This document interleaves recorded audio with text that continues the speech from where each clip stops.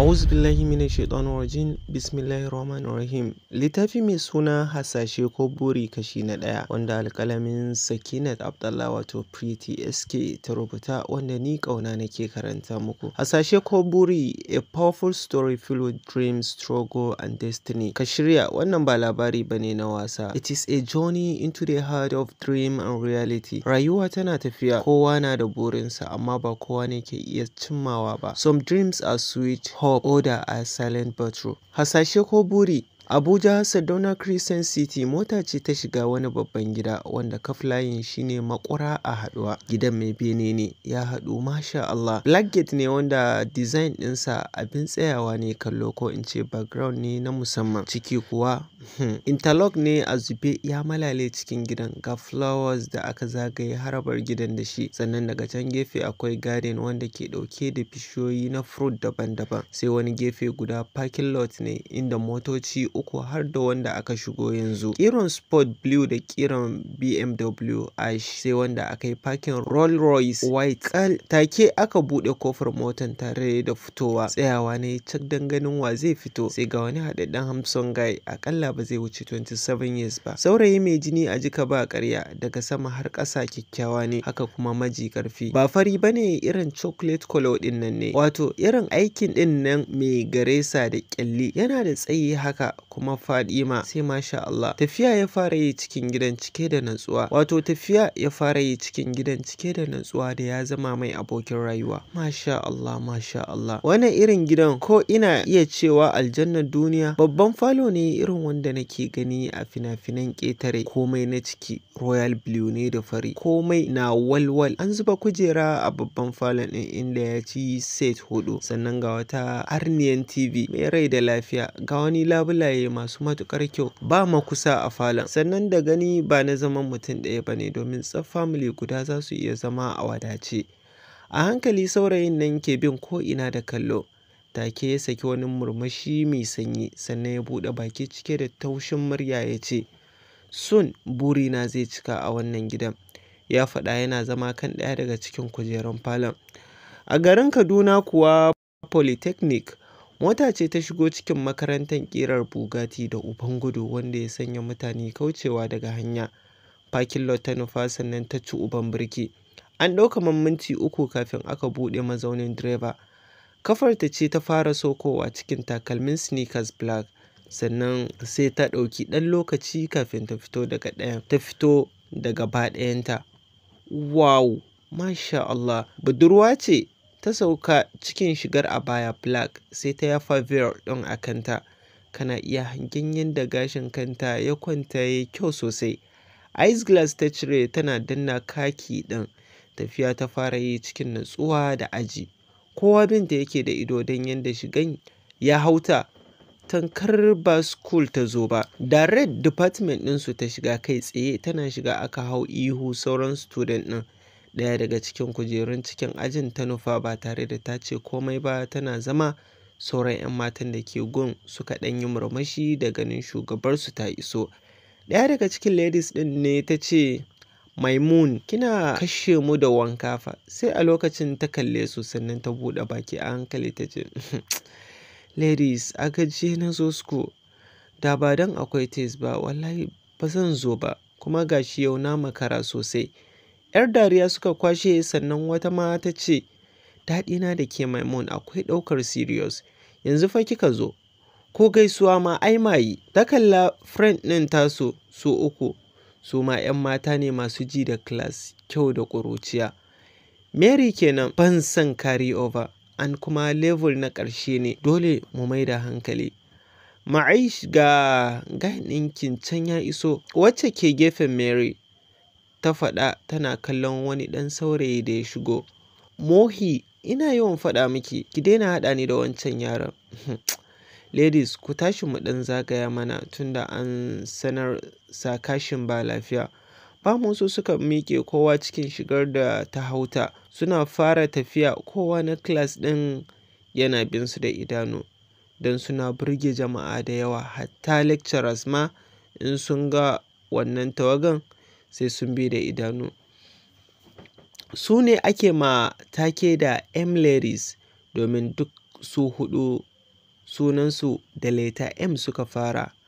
Maimun wato Maimuna Tahir, 'yar shekara 22, yarinya mai ji da dukiya, kyau da ilimi, kyakkyawa ce ta gaban kwatance. Ita kaɗai iyayenta suka haifa, shi yasa take wadaƙa da dukiya yadda ta so. Don babanta babban attajiri ne wanda ke samun gaba a masu kuɗin Najeriya. Wanda ke sahun gaba a masu kuɗi Najeriya gaba ɗaya. Ta ɗauki ƙawayenta da daraja don haka take sakar musu kuɗi don su fito gari kamar ita. Ita kuwa Mary wato Maryam Nuruddin mai kimanin shekara 21, ita kuma ita ce kaɗai mace a gidansu.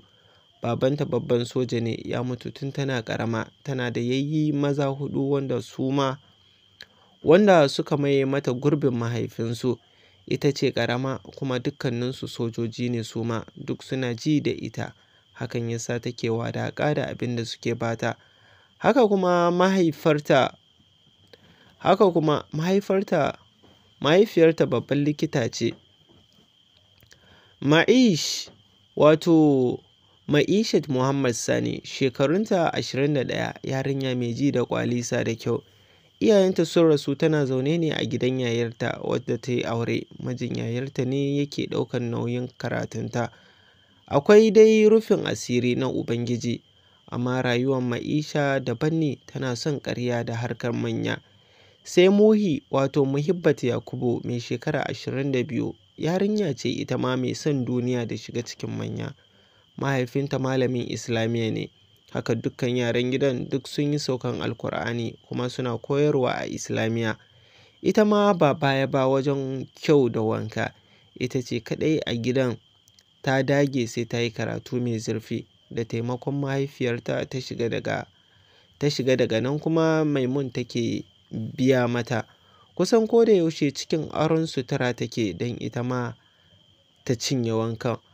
Ba ta yi musu ƙarya ba, ta nuna musu ita talaka ce. Sai suke ba ta kuɗaɗe don maganar kuɗi ba damuwarsu ba ne. Jiƙaƙƙu ne sosai balle Maimun don ita ma Ma'isha tana ji da naira. Maimun da Mary sun mallaka motoci manya-manya, don haka su ma Ma'ish da Muhibbat ke neman su mallaka ko ta wani fanni ne. Tafiya suke kaman ba za su taka ƙasa ba, tsayinsu kusan ɗaya kuma dukkansu masha Allah kyawawa ne na bugawa a jarida. Muhi da Ma'ish farare ne sosai, duk da hasken kowa daban ne. Mary ce mai duhu, amma duhun mai ɗaukar ido, chocolate ne mai sheƙi. Sannan suna da body shape mai kyau na ɗaukar hankali. Kowacce ɗauke take da babban wayarta, gaba ɗayansu iPhone 16 ne suke riƙewa. Zama suka yi a wani ƙayataccen waje na hutawa. Nan da 25 minutes Sa Umar zai mana test ɗin. Nan da 25 minutes Sa Umar zai mana test ɗin Sa Kashim. Fatan kun yi karatu, kun san ba sauƙi course ɗin. Maimun ta faɗa tana bin su da kallo. Ba ki da case, waya maganar. Muhibbat ta katse mata maganar sakamakon tsayawar samari 4 a kansu. Ladies, amincin Allah su tabbata a gare ku. Babu wanda ya amsa duk da Shamo ya yi maganar cikin sanyin murya da natsuwa. Ladies, mu je class? Maimun ta furta tana miƙewa. A cikin rai, Muhi ta ɗanyo kwafa don tana jin haushin yadda suke share zafafan gayu kamar su Shamo. Suna barin gun sai mazan suka zauna a gun suna ɗan dariya ƙasa-ƙasa. Shamo, wallahi a wannan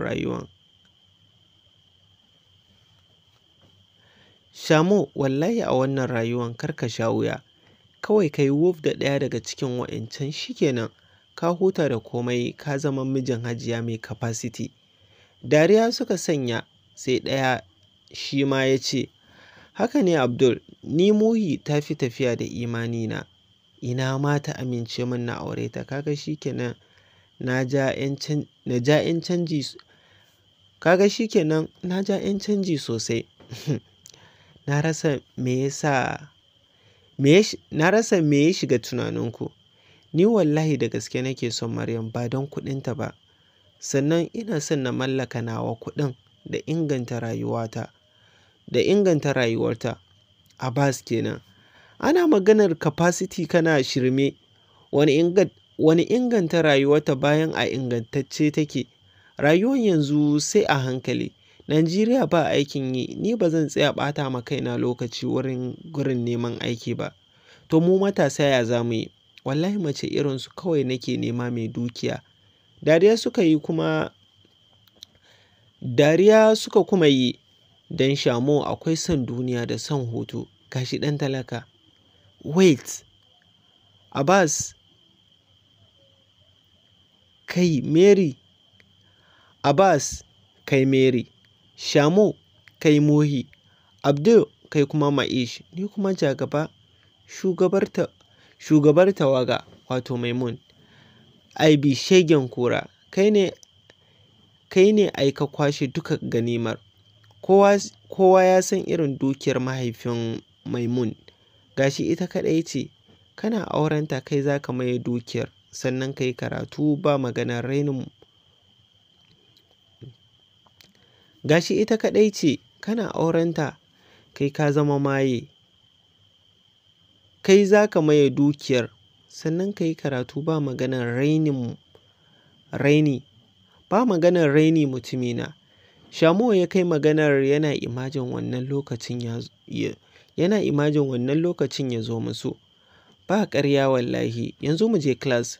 Zuwa gobe za mu fara takun ɗana soyayya. Don babban tarko za mu yi musu. Abdul ya faɗa suna tafawa da Shamo. Jerawa suka yi suna tsara yadda salon tafiyar zai kama. Shi dai Abbas sai jinsu yake kawai. Samari ne su irin Hamson guys ɗin nan. Suna ɗaya daga cikin matasa masu ji da wanka a Caf School ɗin. Abokai ne tun secondary school kuma layinsu ɗaya, dukkansu shekarunsu 26 ne. Abota mai tsafta suke yi. Ga su da brain idan suna speaking English. Sai ka zaci ba a Najeriya suka yi karatu ba. Hakan ya sa suka ɗaukaka don kusan komai suna kan gaba. Babu wanda yake sana'ar hannu a cikinsu. Duk sun dogara ne da karatu. Amma a yanzu Shamo, Abdul da Aibi sun canza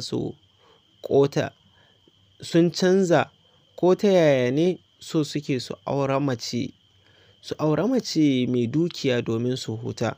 Abbas ne ya ƙi biye musu amma duk da haka suna tare. Ba tawagar da Shamo ya ga sun cancanta da su sai M-Lady, duba da yadda suke ji da dukiya. A garin Kano kuwa wani madaidaicin gida ne a cikin wani gajeren layi. Ba laifi gidan ko ina a gyare yake tsaf, duk da na masu ƙaramin ƙarfi ne. Wata budurwa na hanga tsaye a tsakar gidan. Tana sanye ne da doguwar riga. Ban iya tantance yanayin ɗinkin don ta sanya hijab wanda yake daidai da gwiwarta. Masha Allah. Yarinya ce ƙarama wacce ba za ta wuce shekara 20 ba. Fara ce ƙal don ko taɓo babu a fuskarta. Niƙaf ɗin da ke kan igiyar ta ɗauka tare da ɗaurawa. Wow! Babu abin da ake gani a jikinta don kafar ta sanye cikin safa.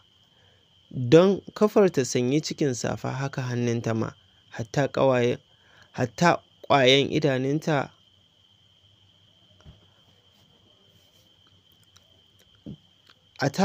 idanunta ba ka iya tantance ya suke don niƙaf ɗin ma ɗinkinsa daban ne.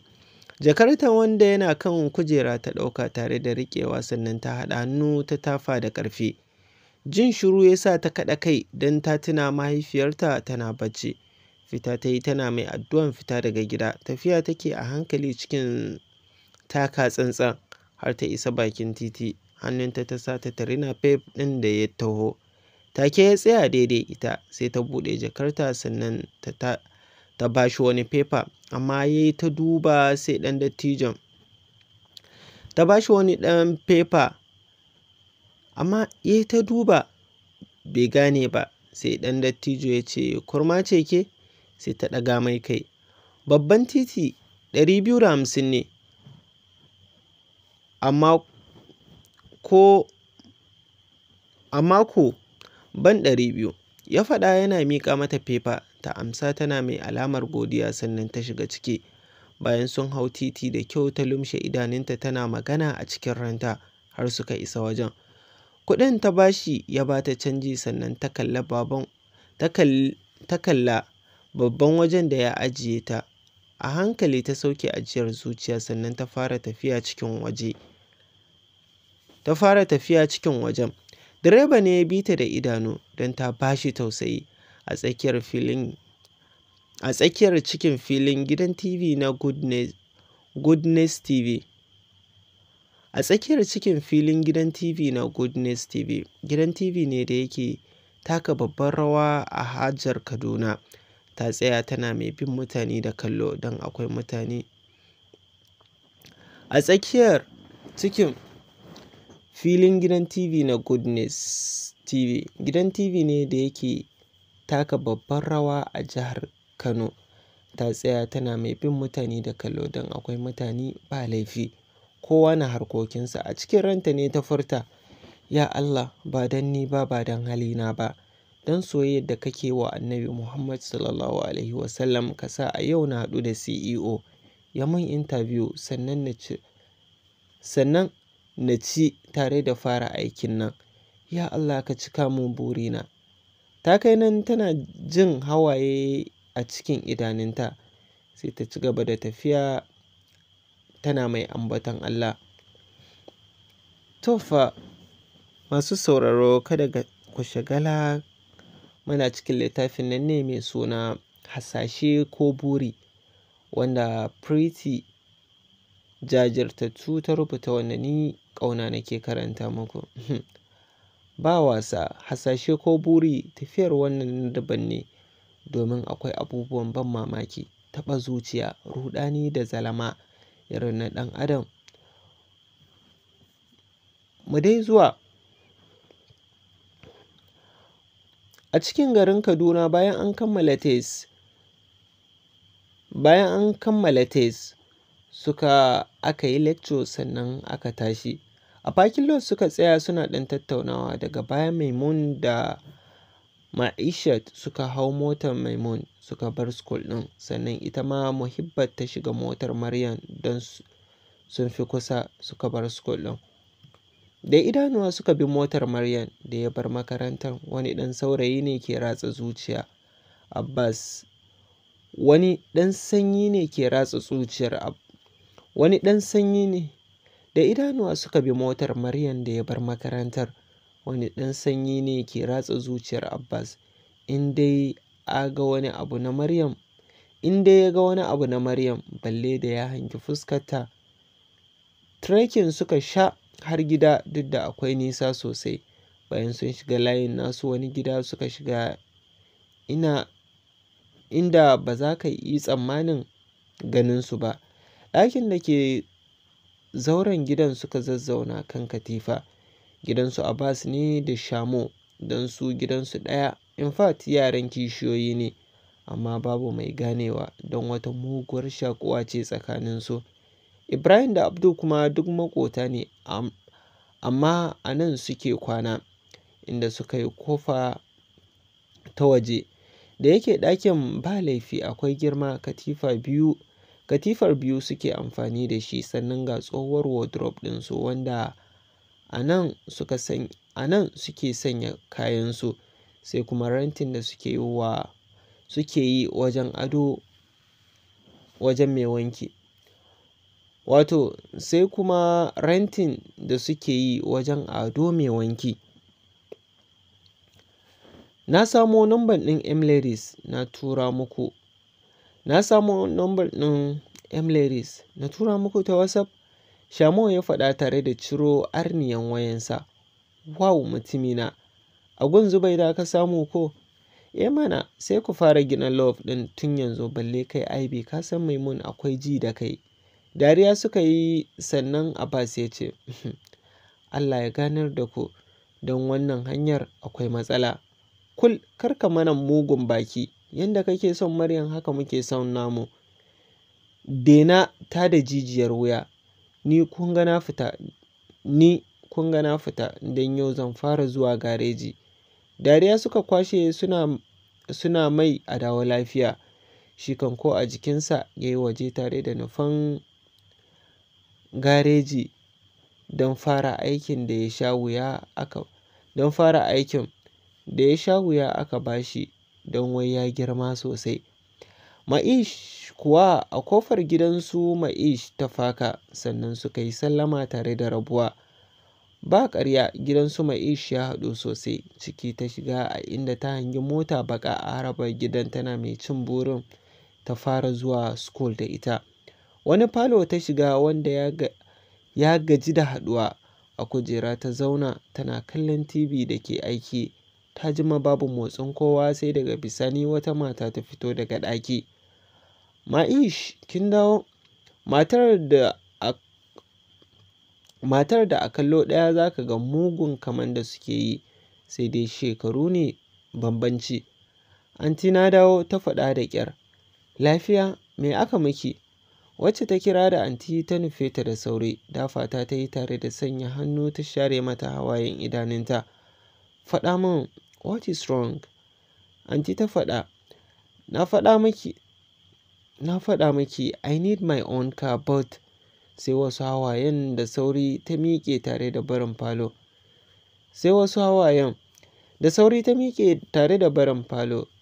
Da idanu anti ta bi ta tana mai jin zafi a ranta don idan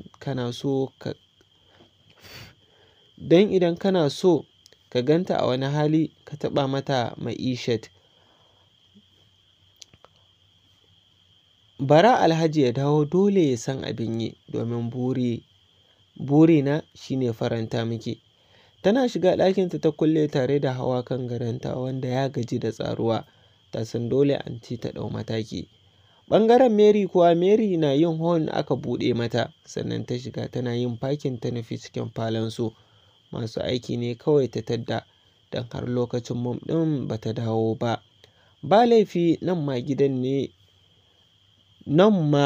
gida ne mai suna gida don akwai komai na more rayuwa kuma ko ina ya ji kuɗi. Kana isowa za ka gane gidan sojoji ne don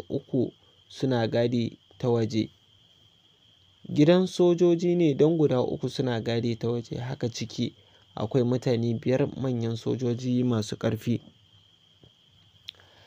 Muhi kuwa kwance take kan kujera tana latsa waya cikin nishaɗi don tun bayan da ta shigo daga school ta haye kujera tana chat da wani wanda ba ta san waye ba. Murmushi ne kwance a kan fuskarta sai dai mu ce alhamdulillah domin kuwa a kallo ɗaya za ka ma gidan ka fahimci akwai rashin wadata ba kamar na sauran ba amma akwai rufin asirin Allah. Kiran sunanta aka yi kuma yi don haka ta miƙe ta nufi ƙaramin tsakar gida amma a ɗan gyare yake. Hajja gani, ta faɗa tana isa gaban matar da ke zaune kan tabarma tana yankan kabeji. Na faɗa miki ki sha gari ki zo ki ansa girkin nan kafin ki fice. Yau Allah ya yi kin leƙo mu. Wani abu ne ya tsaya mata a rai amma ta ƙasa magana. Ganin haka bai da amfani shi ya sa ta koma ɗaki don shan gari. Ta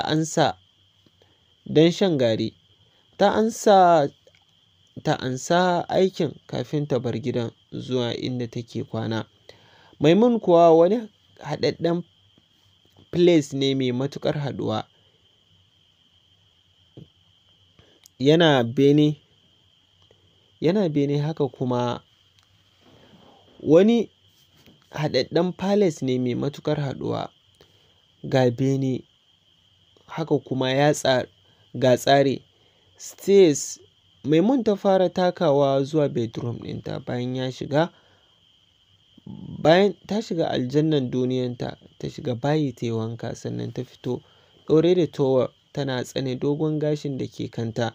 Zama ta yi tana mai kallon chocolate ɗin da ke kan bed. Da sauri ta ɗauka tare da yaga ledan ta kai baki don ita akwai son kayan zaƙi. A garin Kano kuwa bayan ta shiga wajen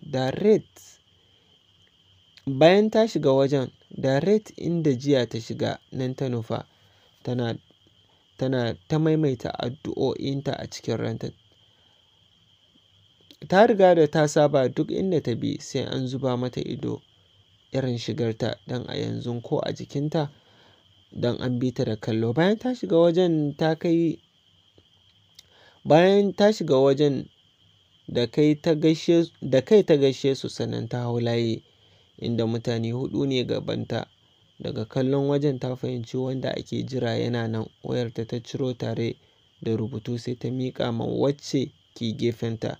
Da yake jiya sun haɗu to ta san ba ta magana don haka ta amsa ta karanta sai ta ce, "Sister, wai cewa yayi da baki zai maki tambayar kuma mutane 5 za su ɗauka don suna da mutane." Da jinjina kai tana kuma wani tafin ɗin bayan ɗayar ta duba ta ce, "Aƙalla mutane 15 sun shiga kuma ga mu 4." Alamar godiya ta mata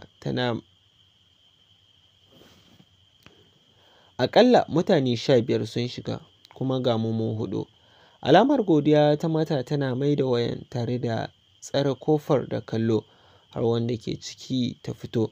Sannan wani ya shiga. Haka har wacce ke kusa da ita ta fito. Rai ɓace a kallo ɗaya ta fahimci akwai matsala don haka ta dafa ta tana ɗaga mata kai. "Na haƙura ni kan ki shiga, Allah ya sa ki dace." Daga haka ta wuce. Take jikinta ya yi sanyi sannan ta nufi kofan ta tura a hankali tana sallama a cikin ranta. Duk da tana cikin niƙaf amma sai da lafiyayyen ƙamshi ya dake ta. Lumshe idanunta ta yi sannan ta kalla ofis ɗin. Ba laifi ya haɗu. Duk da duk wani kusurwa akwai na'urori, cameras da dai sauransu. Namiji ne ta hanga tsaye jikin glass yana kallon harabar gidan TV ɗin. Matsawa ta yi ta zauna tun da ya tashi tsaye yake cikin manyan kaya.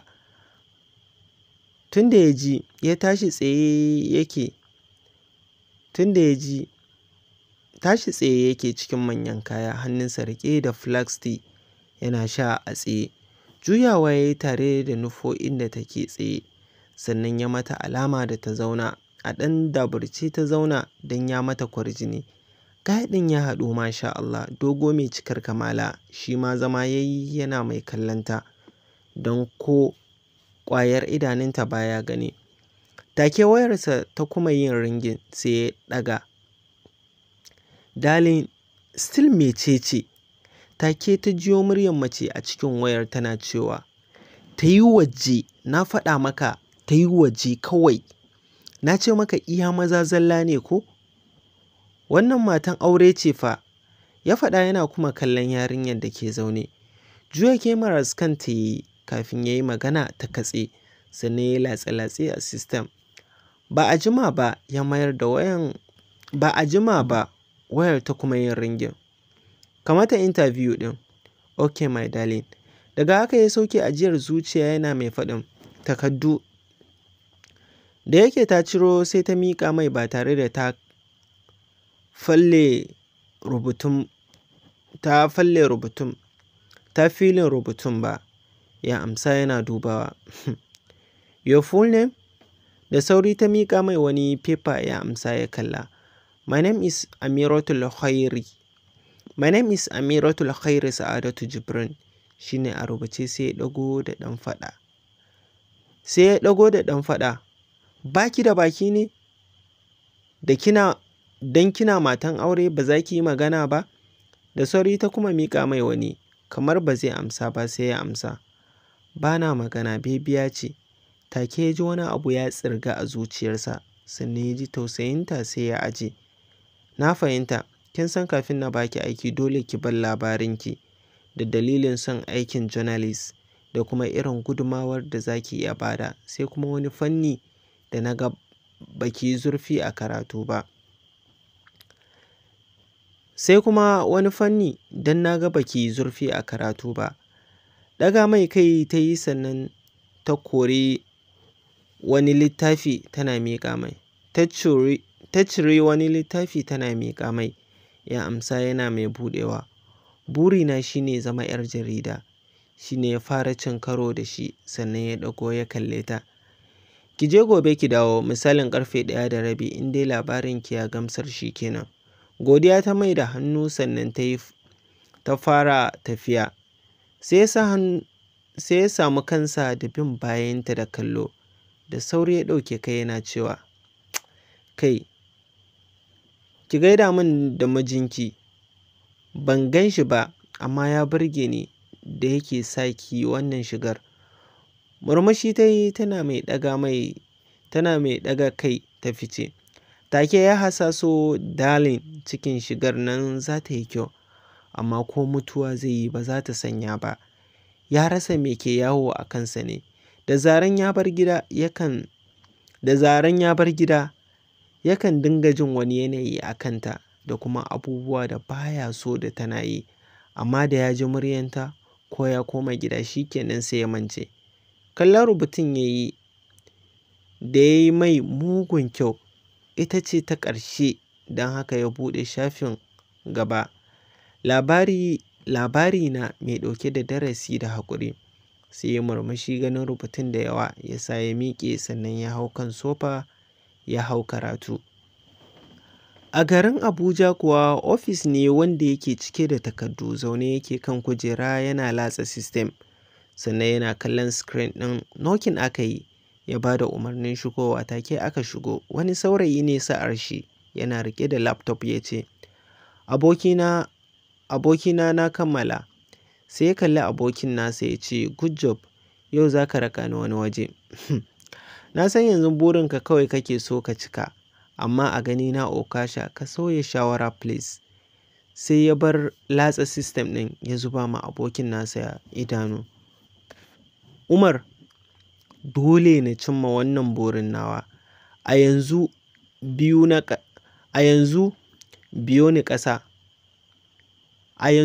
na ƙasa, saura biyu. Na tambaye ka, burina zan fasa ko na Hussein ɗina? Haka ne, shi kenan Allah ya cika maka burin naka. Amin Umar. Nan da wata 2 nake so na yi auren. Sai Umar ya ja numfashi yana kallon Okasha. Take magana. Amin Umar. Nan da wata 2 nake son na yi auren. Sai Umar ya ja numfashi yana kallon Okasha da ke magana a cikin ransa. Shin kun san waye Okasha? Kun san labarin rayuwansa? Kun san ya halinsa? Kun san ya nake haƙuri da rayuwa da shi? Kun san ya yake ɗaukar burinsa? Wai ma kun san menene burin? To bara na ba ku labari akan Okasha da kuma burinsa. To Umar za mu haɗu. To sai in ce muku masu sauraro mu haɗu a kashi na 2 na wannan littafi mai suna Hasashe ko Buri wanda Pretty SK wato Sakina Abdullah ta rubuta ta wallafa wanda ni ƙauna nake karanta muku.